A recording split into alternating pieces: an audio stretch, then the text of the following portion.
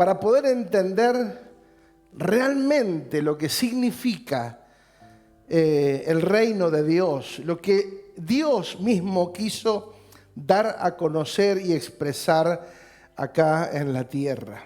A modo de introducción, dijimos que en el nuevo pacto fuimos trasladados a un reino, ¿sí?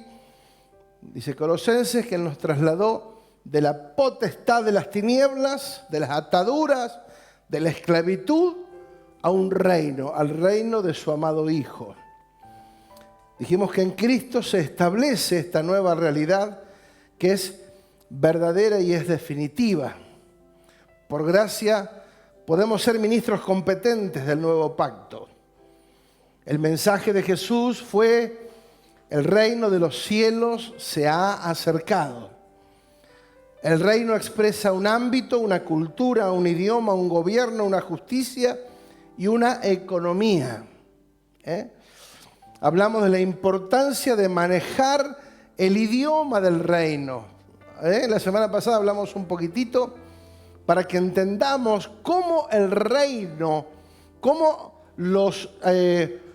la iglesia o la eclesia del primer siglo podía expresarse más allá de la realidad en que ellos estaban inmersos. La realidad era difícil, eran perseguidos, eran azotados, pero ellos decían: nada nos puede separar del amor de Dios, y Él es por nosotros, ¿quién contra nosotros? Todo lo puedo en Cristo que me fortalece. O sea, independientemente de la situación natural, humana, ellos declaraban una palabra que tiene que ver con la realidad de Dios, que es eterna, y no con la realidad circunstancial en la cual nosotros podemos estar sujetos. Muchas veces tendemos a hablar más conforme al momento que estoy pasando y no a la realidad eterna de Dios. ¿Qué le parece? Por eso necesitamos cambiar nuestro vocabulario. Para eso hay que cambiar ¿qué? La mente. Porque si pensamos siempre lo mismo, vamos a hablar siempre lo mismo.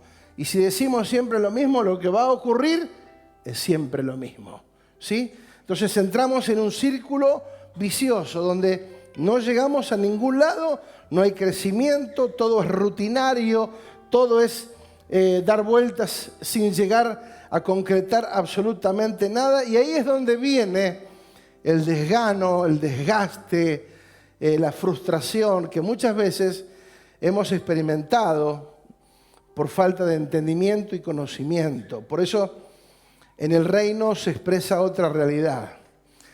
Por eso hablamos de la importancia de manejar el idioma, expresar la realidad que ellos expresaban.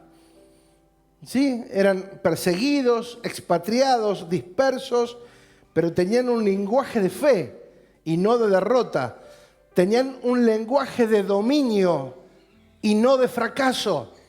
El lenguaje de ellos era un lenguaje de reino, de dominio.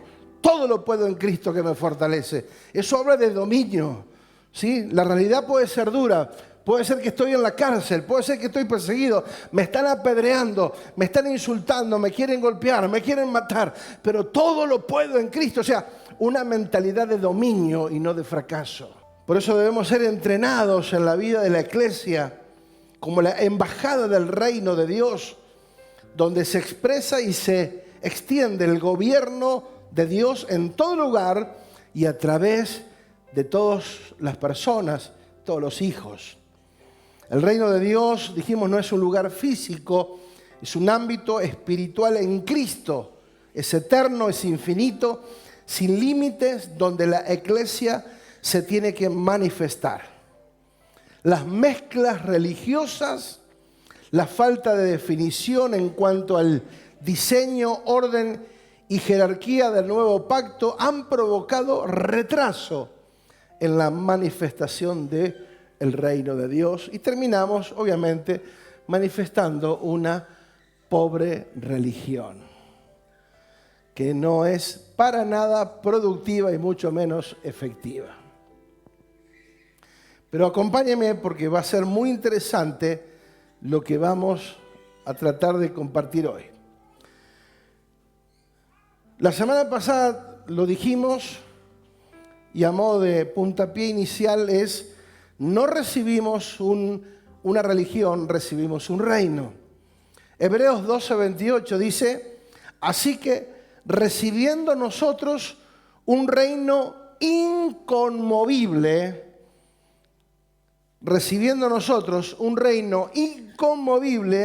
tengamos gratitud. Diga gratitud, por favor. ¿Por qué nos cuesta ser gratos o agradecidos muchas veces? Porque no podemos entender la dimensión al reino en la que fuimos establecidos.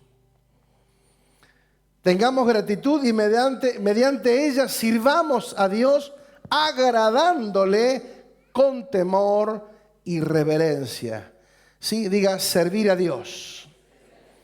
Cuando uno sabe que fue puesto en un reino, servir a Dios no es un tema en discusión. Al contrario, es un tema que ya está totalmente resuelto porque Él nos llamó, Él nos hizo colaboradores, Él nos hizo ministros competentes, Él nos bendijo con toda bendición, Él nos justificó, nos santificó, Él lo hizo todo. Simplemente tengo que obedecer y simplemente tengo que estar involucrado, como dijo Jesús, en los asuntos del reino, en los asuntos del Padre. Fuimos trasladados a un reino que es inconmovible, seguro, fuerte, eterno, inmutable, inalterable, sólido. Por eso desde este entendimiento servimos a Dios con agradecimiento y temor y temblor, ¿sí? Y reverencia. ¿Cuál es la cosmovisión de la realidad que tenemos que tener nosotros? La cosmovisión de la realidad de fe que nosotros tenemos que entender. Romanos 8:37 dice, claro que no. A pesar de todas estas cosas, nuestra victoria es absoluta por medio de Cristo, quien nos amó. Dígalo conmigo, nuestra victoria es absoluta por medio de Cristo. Claro, uno puede decir, pero ¿cómo? La victoria es absoluta y me están metiendo preso, decía el apóstol. La victoria es absoluta y me están encadenando o me quieren azotar o me están apedreando. Es que la realidad externa no tiene que ver con tu condición eterna. Vos tenés que saber que fuiste llevado a un reino eterno. Entonces, debemos mudar la mentalidad a ese reino, ¿sí? Y esa mentalidad se logra simplemente por estar unidos a Cristo. Diga, a Cristo. Entonces, recién ahí podemos entender y declarar que mi victoria es absoluta independientemente de lo que pase a mi alrededor. Dijimos también, si no conozco cuál es mi posición en Cristo, si no conozco cuál es mi misión para lo que fui llamado, si no conozco cuál es mi posesión, lo que tengo asignado en Cristo, entonces no voy a ejercer, dijimos, la autoridad y el dominio para lo cual he sido calificado. Diga, calificado. O sea, Él nos calificó no porque nosotros lo merecíamos o porque hicimos algo bueno. Él nos calificó por su Hijo. Porque en Él estamos completos. ¿Se entiende? Por eso dice, y nos hizo reyes y sacerdotes. O sea, calificamos. Para Dios ya calificamos, independientemente de que como vos te veas, ¿sí? O como vos veas tu propia realidad. Ya fuimos calificados en Dios. Él nos hizo reyes y sacerdotes para Dios. Entender que Él nos hizo no significa que ya la esté ejecutando. Entender que Él lo hizo tiene que ver con su voluntad y no con la nuestra. Como Él quiere que nosotros nos expresemos y desde qué posición debemos expresarnos. Cuando hablamos del reino, estamos hablando de una mentalidad, puntualmente. ¿Sí? Una mentalidad que tiene que ir incorporándose en la medida que crecemos en Cristo. Pero debemos replantear el evangelio que estamos comunicando, porque esto determina el entendimiento y la determinación para ejecutarlo. Jesús comenzó su ministerio, todo su desarrollo y el final de su ministerio terrenal. En todo momento Jesús habló, enseñó, predicó, expuso acerca del evangelio del reino de Dios. Jesús no tuvo otro lenguaje. ¿Sí? La prioridad fue expresar un reino. Pero claro, al no entenderlo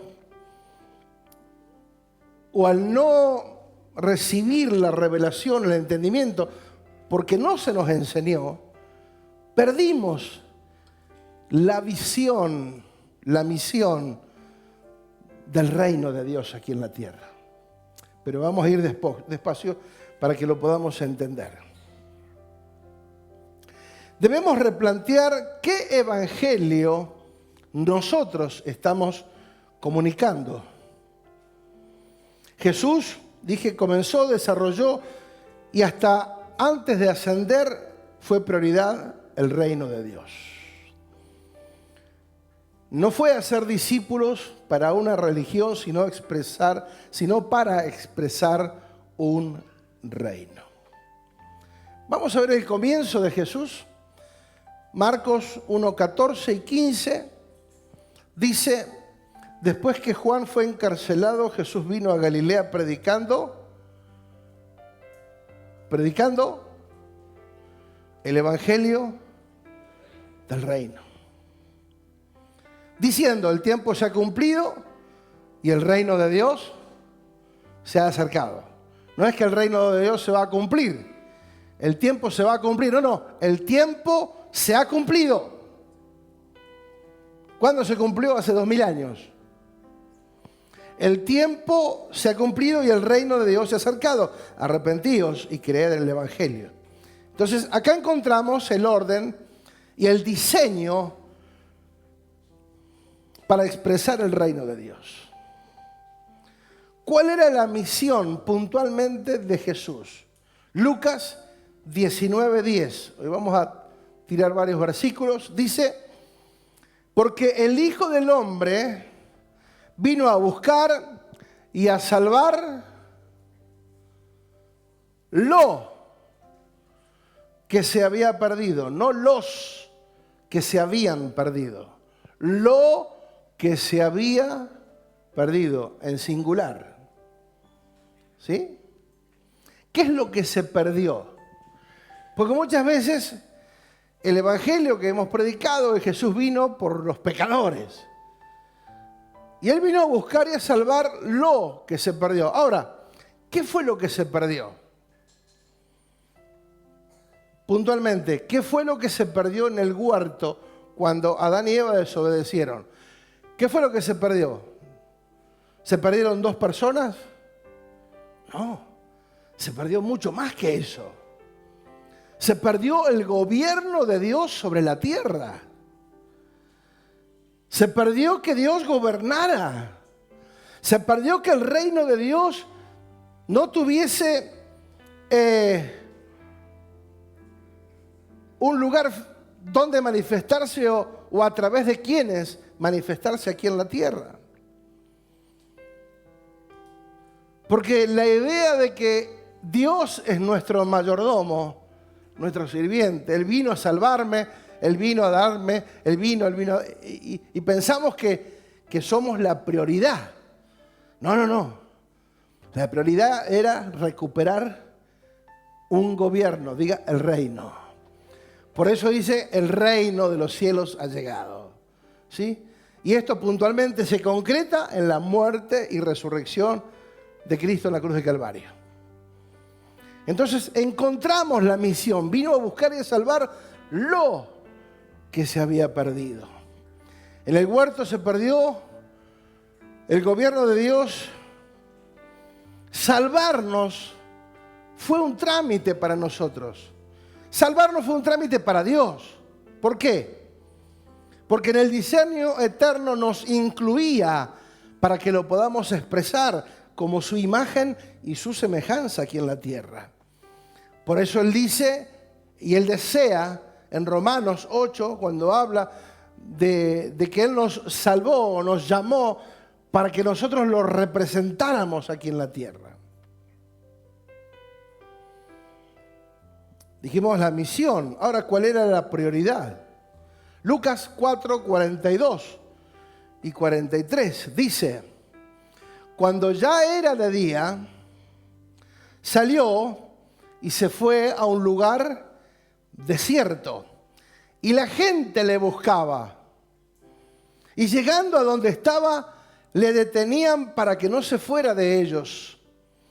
Pero él les dijo: es necesario que también a otras ciudades anuncie ¿qué? El evangelio del reino de Dios, porque para esto he sido enviado. ¿Para qué fue enviado? Para predicar, enseñar, difundir que el reino de los cielos ha llegado. Es necesario, ¿sí?, que anuncie el evangelio del reino, porque para esto fue enviado. ¿Para qué fue enviado entonces Jesús? Para anunciar el evangelio del reino. Esa era la prioridad de Jesús. Esa era la prioridad de Dios. Desde su trono determinó que Jesús viniera a la tierra para expresar el reino de Dios, porque para eso fui enviado. Es interesante porque desde esta aclaración ahora vamos a ver cómo todo cambia. Cuando yo entiendo que Jesús vino a cumplir con una misión, ¿sí?, y sacamos el lente de nosotros como prioridad y entendemos que la prioridad que era el reino de Dios, porque sin el reino de Dios todo sigue siendo un caos, pero en el reino de Dios hay esperanza de vida, porque para esto he sido enviado. Entonces vemos la prioridad de la acción y la prioridad de la propagación del reino de Dios. El recuperar el reino, el recuperar el dominio, el gobierno de Dios sobre la tierra. Diga, recuperar el dominio. ¿Cuáles fueron las directivas finales? Fíjate, Hechos capítulo 1. Lucas dice: en el primer tratado, Teófilo, hablé acerca de las cosas que Jesús comenzó a hacer y a enseñar hasta el día en que fue recibido arriba, después de haber dado mandamientos por el Espíritu Santo a los apóstoles que había escogido, a quienes también, después de haber padecido, se presentó vivo con muchas pruebas indubitables, apareciéndoles durante, ¿cuánto? 40 días y hablándoles acerca del reino de Dios. Lamentablemente no hay escritura que diga qué fue lo que enseñó en esos 40 días. Pero sí establece de qué habló. Y eso ya nos da un panorama de la importancia. Si Jesús vino para eso vino, para enseñar y predicar el evangelio del reino. Si cuando comienza el ministerio habla, el reino de los cielos ha llegado. Cuando después de resucitar y antes de ascender al cielo, se les presenta a los discípulos y les habla 40 días acerca del reino, entonces no da por hecho y damos por entendido que la prioridad era expresar y manifestar ¿qué? Un reino. Había detalles específicos en esa charla.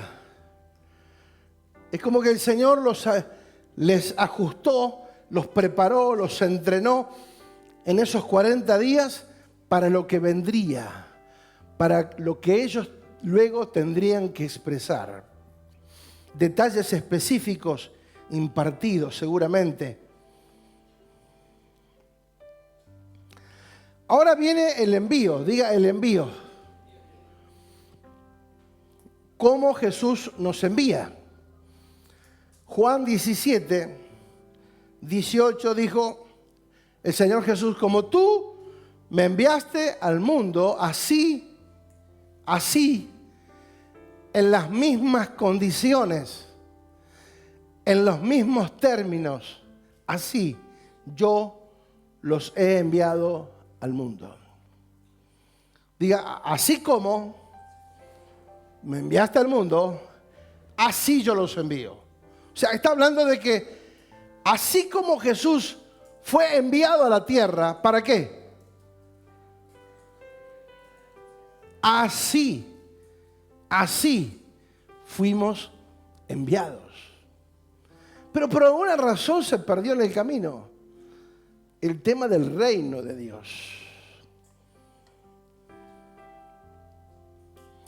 Conociendo y entendiendo para qué vino Jesús a la tierra, cuál fue el propósito principal, el envío tiene la misma connotación, la que tuvo los primeros discípulos, porque ellos hablaron del reino de Dios, por eso fueron perseguidos. ¿Por qué fueron perseguidos? Porque ellos no predicaban el evangelio. Porque el evangelio solamente, porque ¿qué es el evangelio? ¿Buenas nuevas o buenas noticias? Sí. Si yo te digo, estás pasando un mal momento económico, yo te digo, el Señor te va a prosperar, yo te estoy dando una buena noticia. Eso es predicar el evangelio, ¿sí o no? Si estás pasando por un tema de salud y el Señor puede sanarte en el nombre de Jesús, declaramos que la salud divina viene sobre tu vida, ¿le estoy dando una buena noticia? ¿Sí o no? O sea, todo lo que sea una buena noticia es predicar el evangelio. ¿Está? Pero eso fue lo que el Señor quiso expresar. Solamente el envío, entonces, debió de tener la misma condición. Por eso, a lo mismo que Jesús, fueron perseguidos. Porque el imperio les tenía miedo. Y ellos no reconocían otro reino que no fuera el del César. Por eso cuando ellos salieron, no salieron a predicar simplemente el evangelio del amor, el evangelio de la salvación, el evangelio de la paz, el evangelio de todos unidos triunfaremos. No, ellos salieron a predicar el evangelio del reino. Ellos hablaron, Cristo reina, ¿sí? Entonces, claro, el imperio dijo, no, estos locos están hablando de otro reino, si acá el único rey es el César. Acá el manda más, el capo máximo se llama Don César. Por eso los persiguieron, porque ellos no salieron a predicar las buenas nuevas solamente, sino el evangelio del reino. Alguien dijo, si yo predico solamente el evangelio, estoy mutilando el evangelio. Wow. Y eso es duro, porque es una media verdad. Claro, yo para quedar bien puedo predicar el evangelio del amor. ¿Y quién no va a recibir el amor si? Claro. Puedo predicar el evangelio de la salvación. Y sí, está bueno. Es parte. Pero cuando yo hablo del evangelio del reino, habla de una connotación distinta, mucho más profunda, con un compromiso mucho más extremo. Yo el evangelio me puedo comprometer o no, pero cuando yo hablo del reino, si entiendo que fui llamado a un reino, mi compromiso no va a ser igual. Porque estamos hablando de un reino, no de una religión.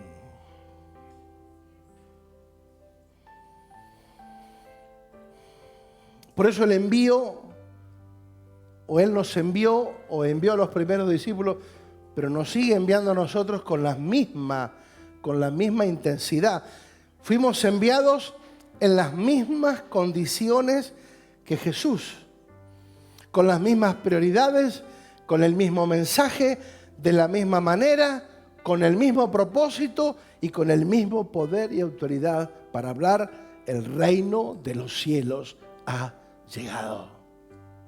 ¿Qué fue lo que la iglesia entonces, por qué fue tan efectiva?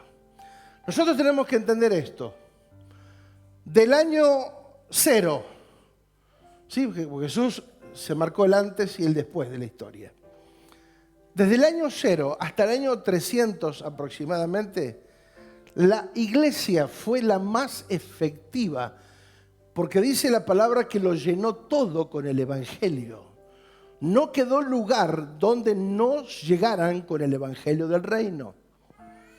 Y aunque eran perseguidos, y aunque eran azotados, encarcelados, y muchos fueron mártires por la causa del evangelio, nada los hizo frenar, nada los detuvo para seguir expresando el evangelio del reino. Fíjate la realidad de la iglesia. Hechos 14, 19. Una iglesia que no tuvo edificios, una iglesia que no tuvo templos, una iglesia que no perdió un día ni un peso en edificar auditorios. Una iglesia que se dedicó a llevar el evangelio del reino a todo lugar, y en 300 años lo habían llenado todo con el evangelio.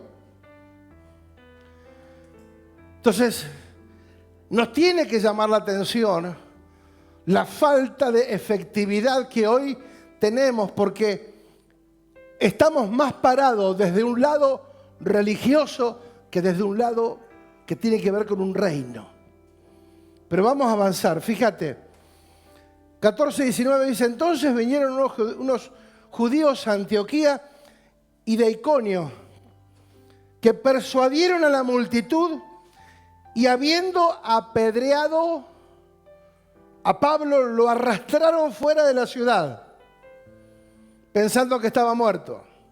O sea, no estaban jugando la religión, no estaban jugando a ser evangélicos. Acá, ahí vos te das cuenta de que la cosa era en serio, no estaban jugando. Ellos estaban predicando algo que estaban molestando a un imperio. Hay que predicar lo que Cristo quiere que prediquemos, de la manera en que Cristo quiere que lo hagamos, con los términos que Él quiere que lo hagamos, desde una posición, desde donde Él quiere que lo hagamos. Habiendo apedreado a Pablo, lo arrastraron fuera de la ciudad. No es que lo llevaron en camilla, a ver, pobrecito, mi amor. No. Lo arrastraron, lo arrastraron. Dice, pero rodeándole los discípulos se levantó y se fue. Salió corriendo. Huyó. ¿No? ¿No dice eso? ¿Qué dice? Entró otra vez a la ciudad. Claro, fue apedreado, casi lo matan, se levanta y vuelve a entrar. Amados, cualquiera de nosotros, si llegamos a levantarnos, todavía nos están buscando. Sin embargo, se levantó y entró en la ciudad, y al día siguiente salió con Bernabé para Derbe. Y después de anunciar el evangelio en toda la ciudad, en aquella ciudad, y de hacer muchos discípulos, o sea, pasaron por una ciudad e hicieron discípulos. Nosotros hoy estamos 14 años tratando de hacer un discípulo, porque queremos que se comprometa un religioso, y un religioso jamás se va a comprometer, porque fuimos llamados a un reino, y en el reino obedecemos. Pero cuando nosotros queremos y le damos, y hermano, tenés que comprometerte, y hermanito, tenés que ser fiel, y hermanito, tenés que esto, tenés que... No funciona así. Ellos pasaron por una ciudad e hicieron discípulos automáticamente, porque ellos no les hablaban de un evangelio fácil. Entonces los que se comprometían lo hacían de verdad, y para siempre, porque sabían que sus vidas estaban en peligro.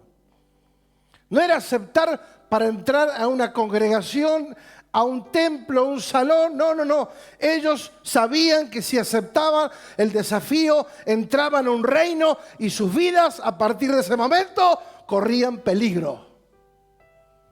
Sin embargo, lo aceptaban. Y después de anunciar el evangelio a aquella ciudad y hacer muchos discípulos, vinieron a Listra, Iconio y Antioquía, confirmando los ánimos, encima alentando a los demás.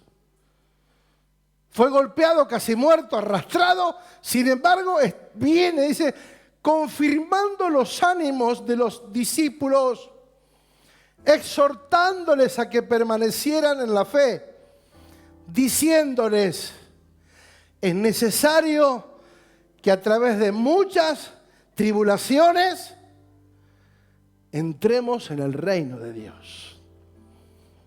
En el reino no entras fácil.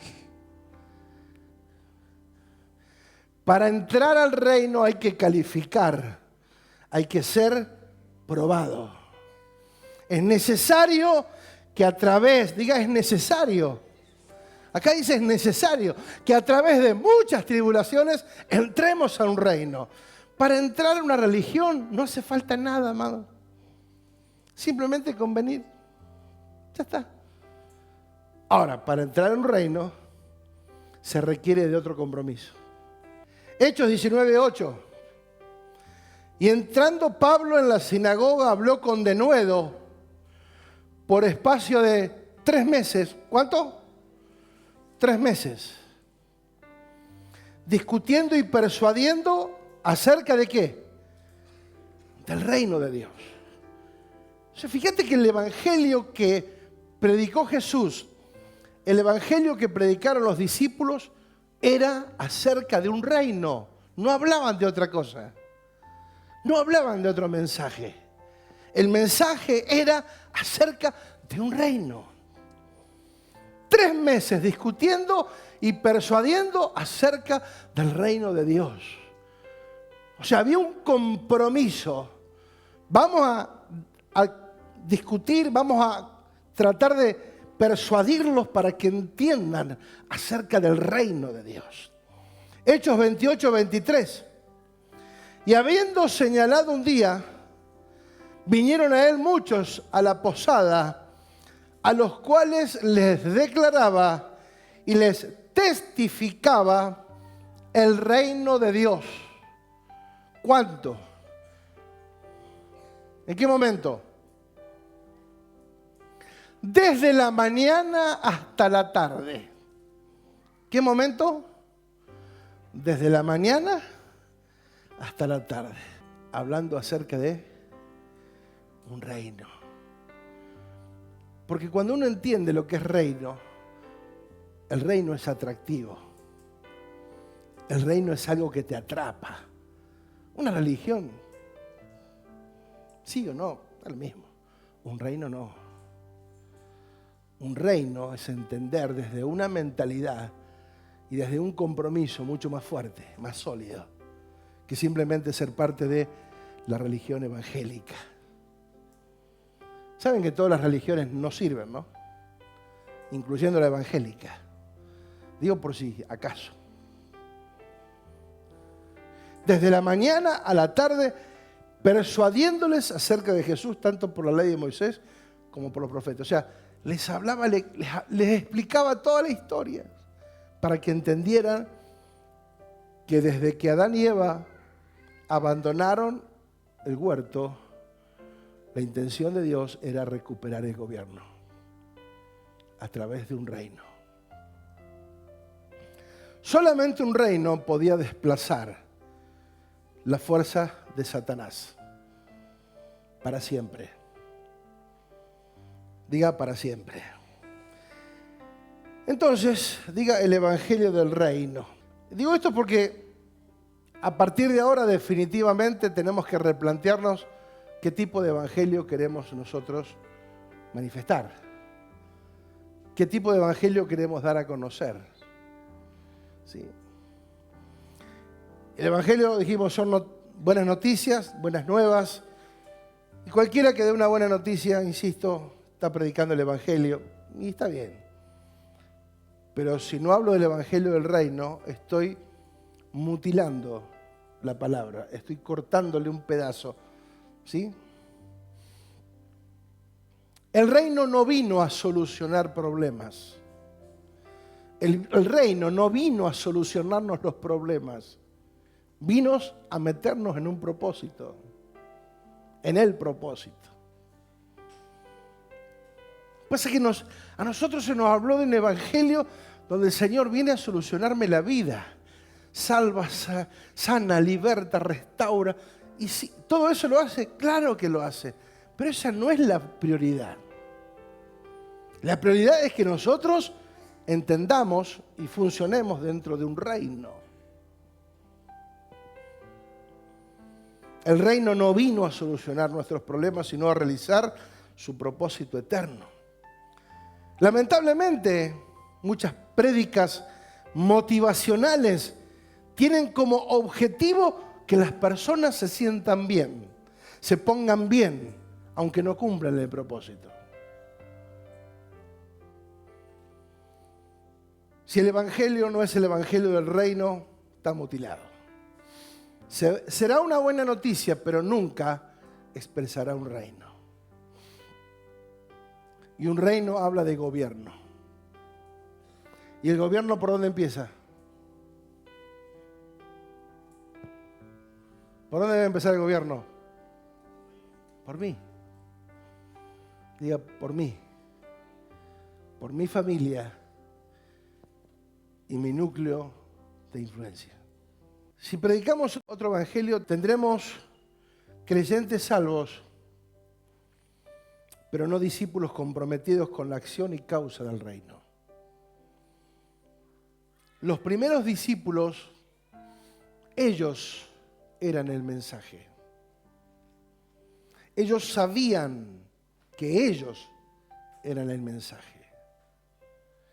No tenían Biblia, no tenían templo a dónde ir, a quién invitar, a dónde invitar. Ellos eran la expresión de Cristo. Por eso cuando ellos hablaban, cuando ellos se manifestaban o se expresaban, las personas podían ver en ellos una realidad diferente. Ellos se sabían que eran cartas leídas. Ellos eran mensajes, cartas leídas. Ellos sabían lo que portaban. Habían sido instruidos por 40 días acerca del reino. La iglesia del primer siglo lo llenaron todo, fueron fieles al mensaje al punto de trastornar un imperio. Un imperio como el romano en esos tiempos no era fácil de afectar, sino desde un reino, sino desde otro reino. Si ellos hubieran expresado una religión, el reino se mataba, el imperio romano se mataba de risa. Sin embargo, el imperio empezó a sentir que algo estaba sucediendo. Que este grupo de locos, porque ellos lo llamaban así, estos locos que trastornan el mundo, han llegado acá. Estos que andan trastornando el mundo, o sea, estaban afectando un sistema poderosísimo. Era el más poderoso sobre la tierra en ese momento.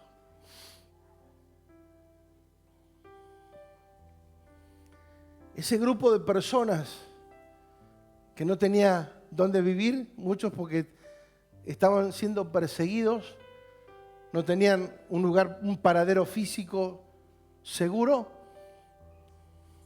no tenían una congregación, no tenían un salón, un templo, no había un caudillo que se destacara, ni un líder. Eran todos expresando un reino. Y eso, amados, digo, wow, ¿qué pasó? ¿Qué pasó? ¿Dónde fue que se perdió ese mensaje y ahora lo vamos a ver. Pero ellos fueron fieles. Ellos no estaban extendiendo el cristianismo, sino ellos manifestaban un reino y hablaban acerca del gobierno de Dios, el reino, porque predicaban el mensaje de Cristo como Rey y como Señor. El Rey de Reyes está acá, Él gobierna, Él es el Señor, Él es el Rey. ¡Ah! Y lo hacían no por miedo, sino porque estaban persuadidos de esa realidad. No es que predicaban por presión o por obligación. Ellos estaban comprometidos con esa realidad al punto de entregar sus propias vidas y la de sus hijos, la de su familia. Recuerdo hace unos años de un predicador que llegó a ser muy famoso hace 30 años atrás aproximadamente, un poco más, que se llamó Paul Chong-Gi-Cho. El hombre que llegó a tener la primera congregación del 1.000.000. Ese hombre vino a Argentina. Yo estuve trabajando con un grupo de pastores de San Nicolás, estaba mi amigo ahí, y con el equipo que trabajó junto con ese hombre, que era un impacto cuando vimos y escuchamos acerca del trabajo que ellos hacían. Hoy hay congregaciones de muchísimo más, pero en ese tiempo hablar de la iglesia del 1.000.000, que habían llegado a 1.000.000 de miembros, 1.000.000 de congregantes, que no significa que eran gente de reino, pero digo, independientemente de eso, habían llegado a 1.000.000. Ese hombre, Paul Chong-Gi-Cho, había sido el fruto o el resultado de un testimonio. Él no creía, pero él vio, y él cuenta en uno de sus libros, cuenta la historia, que en aquellos años Corea era comunista y prohibían el evangelio, y habían encontrado a un matrimonio con sus hijos y los obligaron a que renunciaran a la fe, lo cual ellos se opusieron. Entonces cavaron un pozo, y él cuenta que él era testigo de eso, de verlo. Cavaron un pozo los soldados y los metieron a él, la esposa y sus hijos. El hombre estaba a punto de renunciar. Y la esposa le dice, no lo hagas. No lo hagas. Y la esposa comienza a cantar un cántico de adoración. Y toda la familia comenzó a cantar. Y comenzaron a tirarle tierra. O sea, lo estaban enterrando vivos. Y él cuenta que las primeras voces que se dejaron de escuchar fueron las voces de sus hijos, de los hijos del matrimonio. Pero ellos siguieron cantando, hasta que ellos mismos también fueron enterrados vivos. Este joven, al ver a esta familia no claudicar, no renunciar a la fe, fue un impacto tan grande que cuando él conoce a Dios, o por causa de esta experiencia, no me acuerdo bien, pero él conoce a Dios y a partir de ahí su compromiso fue extremo. Predicó el evangelio, trabajó arduamente hasta llegar hace 30 años atrás a congregar 1.000.000 de miembros. Tenían reuniones todos los días de la semana, sacaban números. A vos te tocaba el martes a las 3 de la tarde, de 3 a 5 el único día en que podías ir, porque todos los días estaban de reunión, permanentemente, en un salón que no sé qué capacidad tendría, pero de lunes a domingo había reuniones de entrenamiento desde la mañana a la noche. Digo porque nosotros muchas veces nos quedamos con ese evangelio que un día nos predicaron, pero fue un evangelio que si bien fue efectivo porque fuimos salvos, pero vemos que en la sociedad no está siendo impactada por un reino y mucho menos será impactada por una religión. De hecho, que hoy nos confunden. ¿Ustedes qué son? ¿Mormones? ¿Testigos de Jehová? ¿Evangélicos? ¿Qué son? O sea, nos meten a todos en la misma bolsa. Y eso fue lo que a mí me llamó la atención. ¿Cómo puede ser que no noten en nosotros la diferencia? Amados, la iglesia del primer siglo comenzó en las plazas, en las calles, y llegó hasta la misma casa del César. Filipenses 4:21 dice: saludad a todos los santos en Cristo. ¿Cómo dice? Saludad a todos los santos en Cristo. Los hermanos que están conmigo os saludan. Todos los santos os saludan. Y especialmente a los de la casa del César. A los de la casa de César. La gracia de nuestro Señor Jesucristo sea con todos vosotros. Dios les bendiga. Hasta nosotros inventamos un saludo que no está en la Biblia. Dios te bendiga.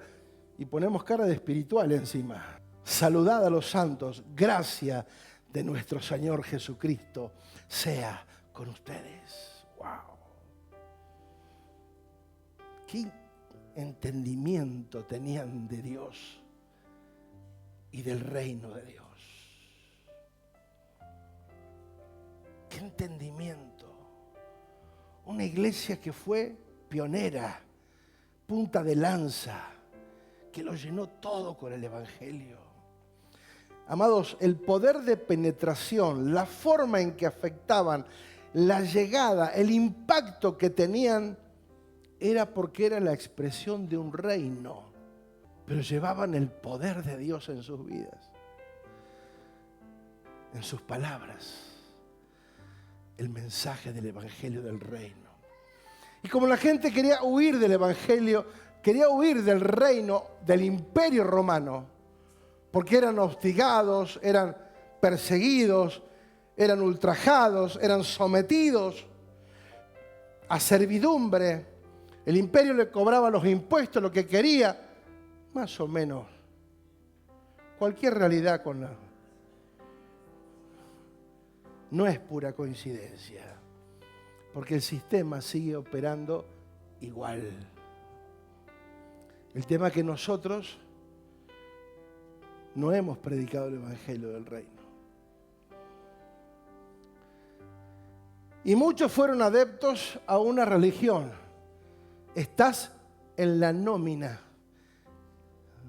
estás en el listado, sos parte. No, sos parte si estás en Cristo.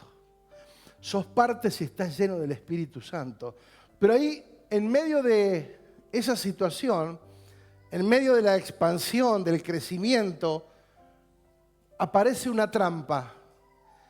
Aparece en escena un tal Constantino.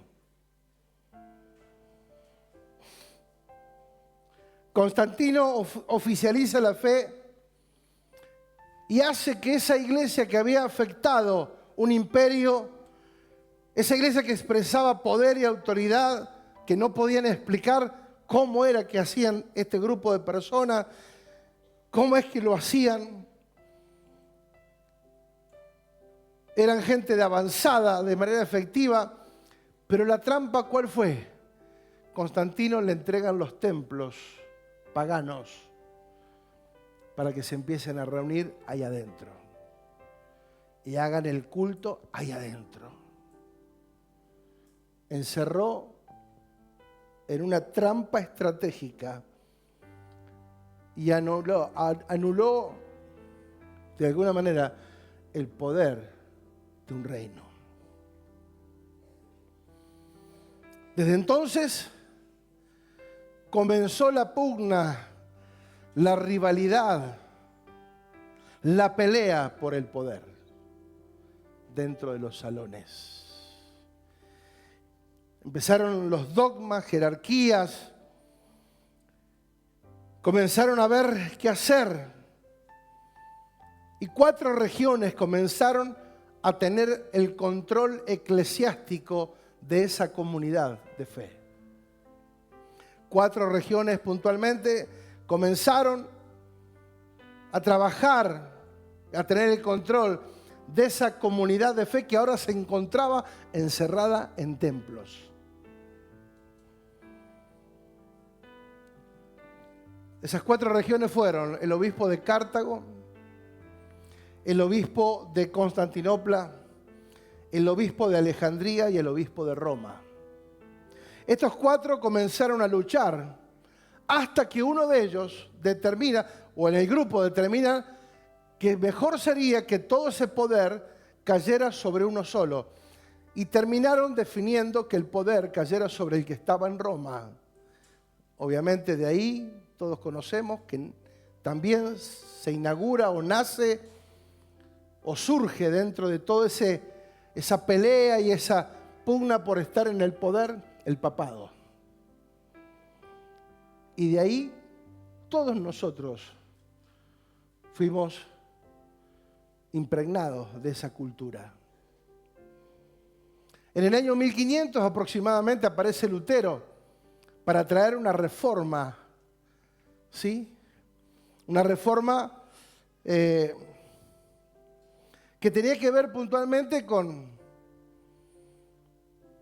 una reforma de dogma, de un principio, pero no para expresar el reino.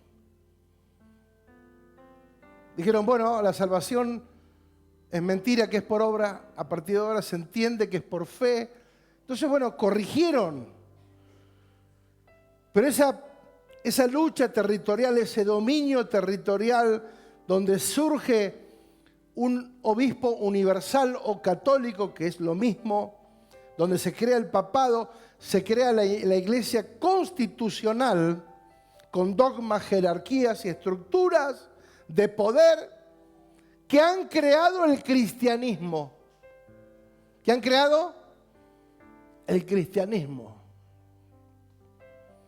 Pero ese diseño es humano, natural, no es el diseño de Dios. Por lo tanto, no es y no tiene ni tuvo el respaldo de Dios. El problema es que nosotros seguimos anunciando el cristianismo. Porque nosotros somos cristianos, amados.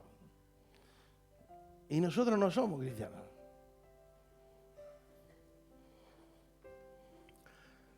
A los discípulos los llamaron cristianos, gente que no conocía a Dios. Dijeron, aquellos son como Cristo. Son cristianos porque son como Cristo. No se autodenominaban cristianos. Los denominaron cristianos. El cristianismo fue el invento de una religión. Nosotros somos hijos de Dios, discípulos del reino, que trabajamos por y en Cristo. Tenemos que recuperar las bases de la iglesia, de los hechos de los apóstoles. Tenemos que recuperar esa predicación del reino y que el reino se ha dado a conocer. Por eso, amados, surge una contradicción enorme. Que Latinoamérica es un país donde se ha abocado a la religión cristiana en los últimos tiempos, pero es el lugar Latinoamérica es el lugar de más corrupción, más pobreza, más miseria. ¿Por qué? Porque una religión jamás va a provocar un cambio verdadero. Lo que va a transformar es el reino de Dios. La mente, los corazones y las vidas. Por eso el nivel de compromiso con un reino es extremo. Cuando yo acepto el reino, doy mi vida por el reino. Si no das la vida por lo que crees no sirve. Oye, pero qué extremista. Sí. Es así. Es extremista. Por eso, amados, dice, ojalá fuera frío o caliente, porque tibio te vomitaré de mi boca. La expresión de una iglesia tibia. Pero me imagino a Dios cuando dice, si eres tibio, te vomitaré de mi boca. Ojalá fuese frío o caliente, pero tibio. Amado, tenemos que determinarnos si vamos a seguir una religión evangélica o vamos a predicar el evangelio del reino.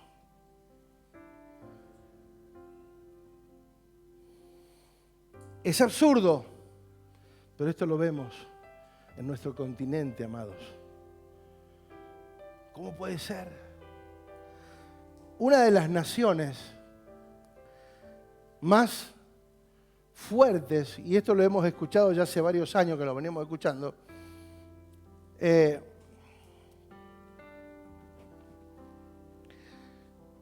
un país que se dice ser, es más, estaba leyendo, Honduras. Dice que el 47% de los habitantes se consideran evangélicos. El 47% de los que habitan Honduras se dicen o se reconocen como cristianos evangélicos. Hay 2.100 congregaciones en un país que tiene 1,5 millones de habitantes. 2.100. Hay cadenas, 3 cadenas de televisión, hay universidades, hay escuelas, radios, lo que se te ocurra, hay evangélico. Pero paralelamente con la difusión de todo esto, es el país donde el narcotráfico, la violencia, la prostitución, la droga han hecho los mayores estragos hasta hoy mismo. ¿Cómo puede ser? Algo que se reconoce, el 47%, sea el país de más corrupción. Amados, ser evangélicos, decirnos cristianos, para quedar bien o acomodarnos ante la sociedad, no sirve. Ya no sirve. Ya no sirve. Necesitamos definir. Porque que haya más templos, que haya más edificios, que haya más gente reunida, no es la garantía de que el reino de Cristo está siendo expresado.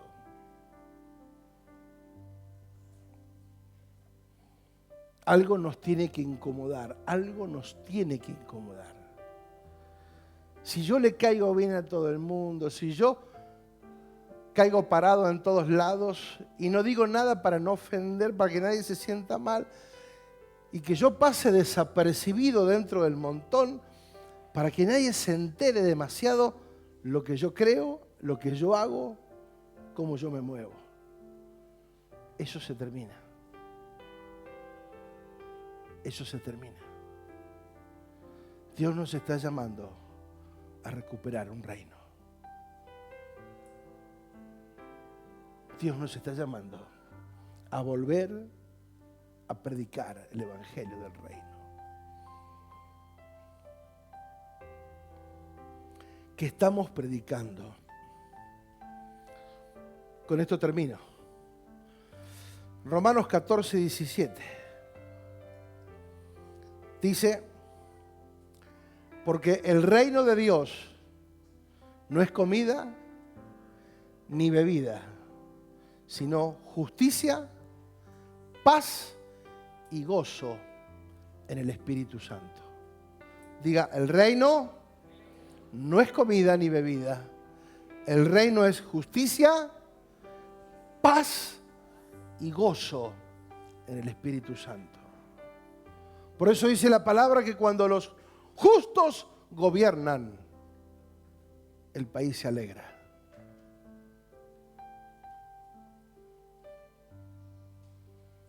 Porque los que, dice el verso 18, porque el que en esto sirve a Cristo, agrada a Dios. En esto, en expresar un reino. ¿Y el reino se expresa de qué manera? Justicia, paz y gozo en el Espíritu. No por las emociones, en el Espíritu.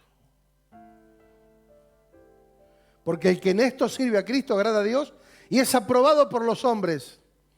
Así que sigamos lo que contribuye a la paz y a la mutua edificación.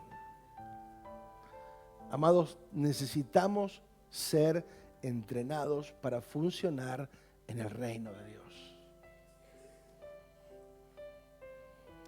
La única forma es ser discipulados, entrenados, edificados para funcionar en el reino de Dios. No hay forma en que podamos hacerlo de otra manera, porque el reino de Dios no consiste en palabras, sino en poder. El reino de Dios no consiste en palabras, sino en poder. El poder de Dios, el poder del evangelio del reino, el poder de Cristo en nosotros, el poder de la palabra predicada en fe que impacta las vidas. Amados, hoy estamos más preocupados en edificar, construir templos. No digo que esté mal el que lo haga, pero digo, ¿es esa la prioridad? Uno no puede ignorar lo que vivimos, amados. La pandemia fue un llamado de alerta, un llamado de atención de parte de Dios. La pandemia no fue para el mundo, no fue para los pecadores. Fue para probar dónde estaba parada la iglesia.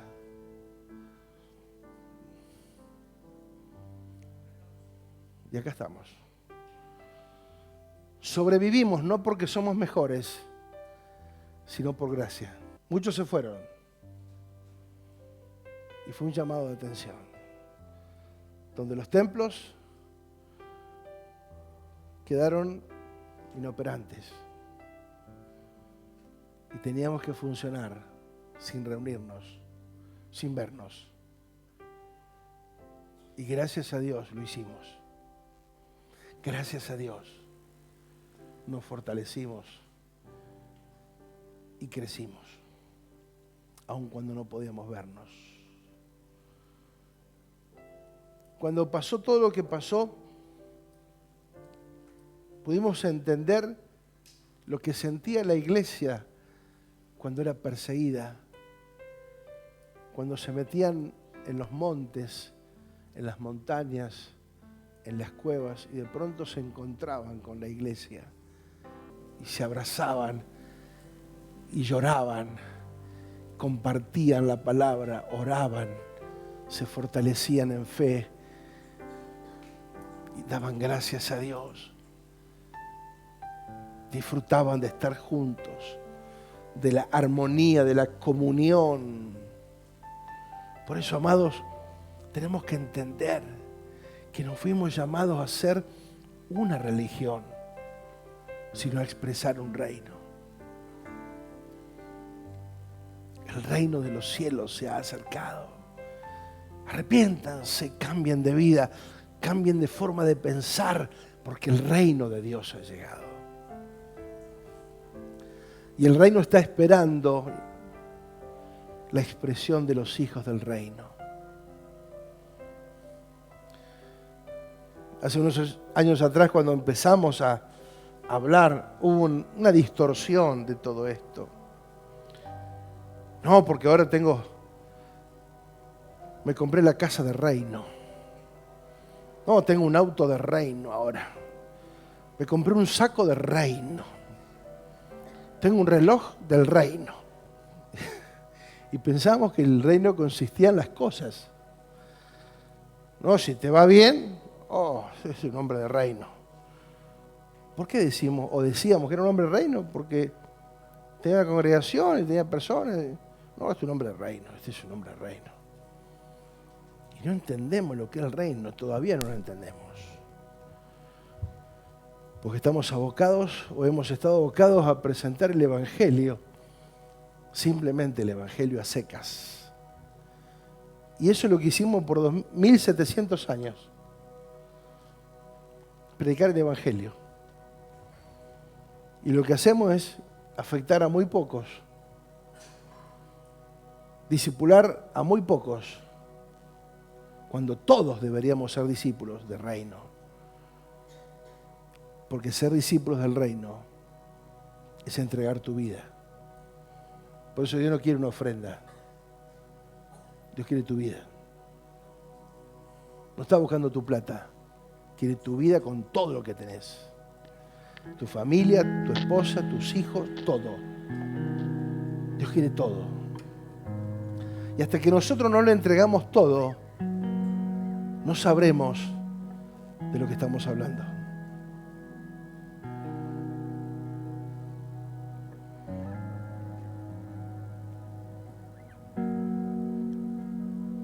Darlo todo no es fácil.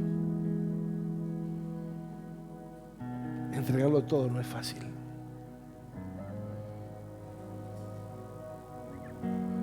Cuando uno entrega todo, hay veces que la humanidad, los sentimientos, las emociones, te quieren llevar para atrás y decir, mira, pero vos antes estabas, hasta que reaccionás y decís, gracias a Dios, que no estoy y que no tengo, porque hoy tengo mucho más. En Cristo tengo todo. En Cristo he sido enriquecido. Entregar todo sin condición significa eso, sin condición. Si no es parte de un evangelio liviano, es parte de ser evangélico, donde si vos cumplís con ciertas normas y venís y estás y nada, estás en la célula, estás en las reuniones, compartís con los hermanos, das una ofrenda cada tanto. Una religión no te pide más que eso. Y estás sobrado ya con eso. Pero un reino te pide todo. Porque el rey lo entregó todo.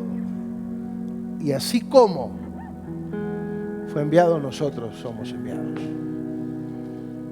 Para darle todo el honor a Dios, la gloria y la honra a Él. Por eso dice, cualquiera que pone las manos en el arado y mira para atrás, no es apto para el reino. Muchas veces en el libro de Hebreos 11 dice que Moisés prefirió ser burlado o ser tenido por menos que deleitar en los palacios del rey, que deleitarse en los placeres del palacio de Faraón. Prefirió estar incluido con los de afuera que gozar de los deleites temporales que puede ofrecerte un sistema. ¿Sabes que el sistema te ofrece cosas que muchas veces ni siquiera son capaces de cumplir? No es capaz de cumplirlo. Y muchas veces pensamos que yo tengo mi vida asegurada y que todo va a resultar según mi plan. Hasta que un día